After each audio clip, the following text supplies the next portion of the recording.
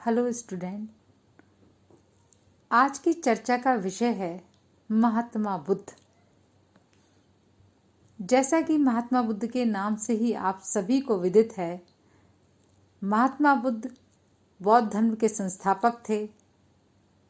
बौद्ध धर्म के बारे में जानने से पूर्व यह आवश्यक है कि आप सभी लोग सर्वप्रथम महात्मा बुद्ध के बारे में जानें। महात्मा बुद्ध का जन्म लगभग 563 ईसा पूर्व शाक्य गणराज्य की राजधानी कपिलवस्तु के पास लुम्बिनी वन में हुआ था। इनके बचपन का नाम सिद्धार्थ था। इनके पिता शुद्धोधन थे। माता का नाम महामाया देवी था। बुद्ध के जन्म के 7 दिन पश्चात ही इनकी माता का देहांत हो गया।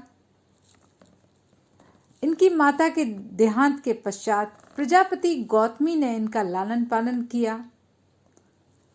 सिद्धार्थ बचपन से ही बड़े एकांत प्रिय, मननशील और दयावान थे। उनके इस स्वभाव के कारण इनके पिता को बहुत अधिक चिंता भी रहती थी। इसलिए वे हमेशा यह कोशिश किया करते थे कि सिद्धार्थ का जो मन है वह भोग विलास की समस्त वस्तुओं में लगे। इसके लिए उन्होंने उनके चारों ओर भोग विलास की वस्तुएं एकत्रित कर दी, किंतु इनका मन इन सांसारिक भोगों की तरफ कभी भी आकर्षित नहीं हुआ। अपने पुत्र के इस स्वभाव को देखते हुए इनके पिता ने सिद्धार्थ का विवाह बहुत छोटी आयु में ही 16 वर्ष की अल्प आयु में ही इनका विवाह यशोधरा नामक एक सुंदर राजकुमारी के साथ कर दिया। कुछ समय पश्चात ही विवाह के इनको एक पुत्र रत्न प्राप्त हुआ जिसका नाम राहुल रखा गया। संपूर्ण राजमहल में खुशियां मनाई गई, लेकिन सिद्धार्थ को किसी भी तरह की कोई प्रसन्नता नहीं हुई। अभी तो अनायास ही इनके मुंह से यह बात निकली, आज मेरे बंधन की श्रृंखला की एक कड़ी और बढ़ गई।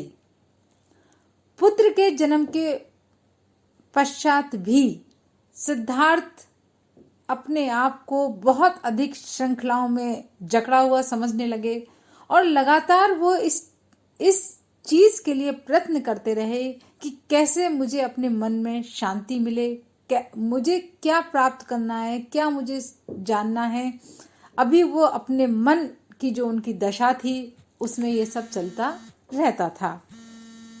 कुछ समय पश्चात महात्मा बुद्ध ने एक वृद्ध व्यक्ति को, एक बीमार व्यक्ति को तथा एक शव को ले जाते हुए देखा, जिससे इनके मन में और भी अधिक वैराग्य बड़ी ही तेजी से उत्पन्न हो गया। इस अजीब सी मन की स्थिति के कारण कुछ समय पश्चात महात्मा बुद्ध एक दिन रात्रि के समय उन्हें ऐसा प्रतीत हुआ कि मानो जैसे उनसे कोई ये कह रहा है कि यह समय है, उठ जाओ और इस संसार को त्याग कर जो तुम्हारे मन में विचार चल रहे हैं अपने लक्ष्य को प्राप्त करो, ढूंढो। और सिद्धार्थ इस आवाज की, अपने मन की इस आवाज की अवहेलना ना कर सके। वे अपनी श्रृंखलाओं को तोड़कर 29 वर्ष की अवस्था में घर को त्याग कर चल दिए। सिद्धार्थ के इस गृह त्याग की घटना को इतिहास में महाभिनिष्क्रमण के नाम से जाना जाता है। इसके पश्चात उन्होंने अपना मुंडन कराया, पीले वस्त्र धारण किए तथा ज्ञान की खोज में चल दिए। ज्ञान की खोज में, सत्य की खोज में भ्रमण करते हुए सिद्धार्थ ने अनेकों महापुरुषों, साधुओं और सन्यासियों से भेंट की। मगध की राजधानी भी पहुंचे। वहां पर उन्होंने सांख्य योग के आचार्य आलार कमाल और उनके 250 शिष्यों के गुरु उद्रक नामक 2 प्रसिद्ध ब्राह्मणों से इनका परिचय हुआ। किंतु सिद्धार्थ संतुष्ट नहीं हुए। तब उन्होंने कठोर तपस्या आरंभ की ज्ञान की प्राप्ति के लिए। अंत में वह यहाँ पर भी संतुष्ट नहीं हुए तो उन्होंने उरुबेला की एक पहाड़ी पर अपने 5 मित्रों सहित घोर तपस्या आरंभ कर दी। इस घोर तपस्या से भी उन्हें अपने उद्देश्य की प्राप्ति होती हुई नहीं दिखाई दी, तो उन्होंने तप तथा व्रत का त्याग कर दिया और अल्पाहार ग्रहण करना शुरू कर दिया।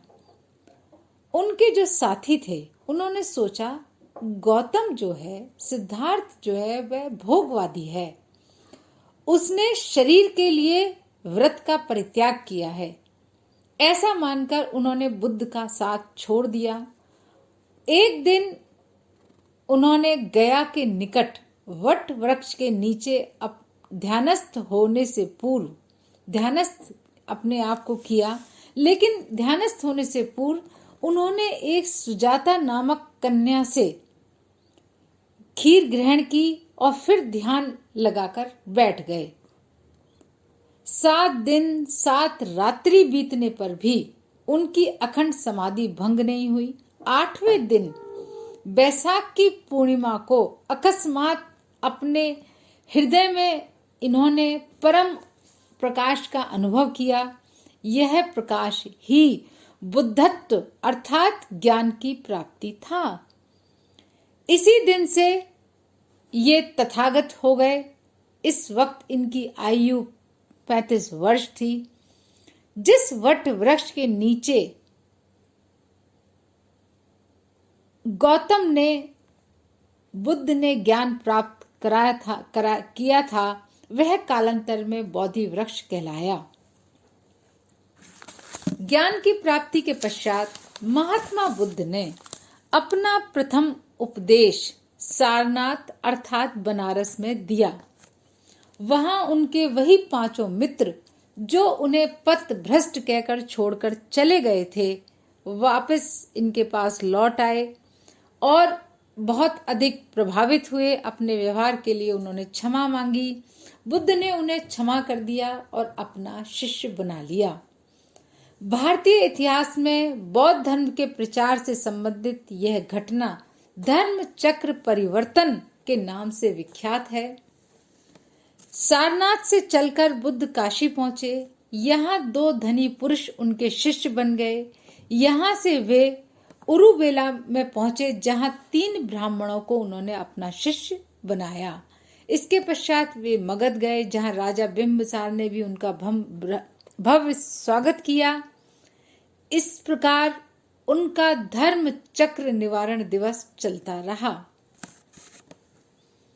महात्मा बुद्ध इसके पश्चात धर्म के प्रचार के लिए एक स्थान से दूसरे स्थान जाते रहे और सत्य का, अहिंसा का ज्ञान लोगों के बीच में देते रहे। बुद्ध ने अनेक स्थानों पर अपने उपदेश दिए। उपदेश देते हुए वहां से वे अंत में वे पावापुरी पहुंचे। यहाँ उन्हें अतिसार का भयंकर रोग हो गया। इस स्थिति में भी वहां से वे कुशीनारा गए जहां उदर पीड़ा होने के कारण उन्होंने अपना शरीर त्याग कर दिया और मोक्ष को प्राप्त हुए। यह घटना 483 ईसा पूर्व की है और इतिहास में इस घटना को महापरिनिर्वाण के नाम से जाना जाता है। महात्मा बुद्ध का व्यक्तित्व अत्यंत अलौकिक था और जन्म से लेकर मृत्यु के समय तक उन्होंने अपने मन को भोग विलासों से दूर रखा तथा सदैव ही ज्ञान की खोज में लगे रहे और ज्ञान की प्राप्ति के लिए इन्होंने बहुत अधिक कठोर तपस्या भी की।